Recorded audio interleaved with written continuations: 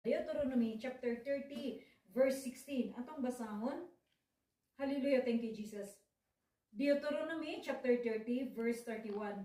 Ni ana nagasugo ako kanimo nining adlaw nga higugmaon mo si Jehova nga imong Dios nga magalakaw ka sa iyang mga dalan og magabantay sa iyang mga sugo og sa iyang kabalauran og sa iyang mga tulumanon aron mabuhi ka og mudaghan og nga si Jehova nga imong Dios magapanalangin kanimo sa yuta nga pagasudlan mo aron sa pagpanag-iya niini. All glory to God. Thank you Jesus. Sumo ka na niyang saad nga kung kita mosunod sa iyang mga sugo mabuhi kita og panalanginan kita niya kung asa kita nagpuyo nga yuta diha kita niya panalanginan kung kita magasunod sa iyang kabubuton sa matarong kana ang mao ang iyang saad nga mabuhi kita.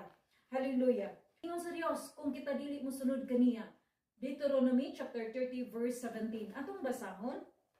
Apan kung ang imong kasing-kasing mubulag og dili ka magpatalingog kun dili mahisalaag og magasimba sa lain nga mga Dios og magaalagad kanila, di pamatud-an ko karon kanimo nga sa pagkamatuod mga hanaw kamo dili ninyong pagalugwayan ang inyong mga adlaw sa ibabaw sa yuta nga imong pagaadtuan tabok sa Jordan sa pagpanag-iya kaniya.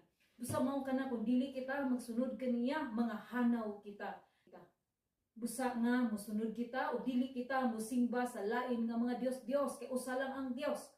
Maulang ang atong Ginoo nga amahan nga naa sa langit. So number 3. Unsa iyang giinon ang Dios naghatag og freedom. Naghatag og kagawasan, naghatag og freedom to choose. Naghatag siya kagawasan sa atong pagpili.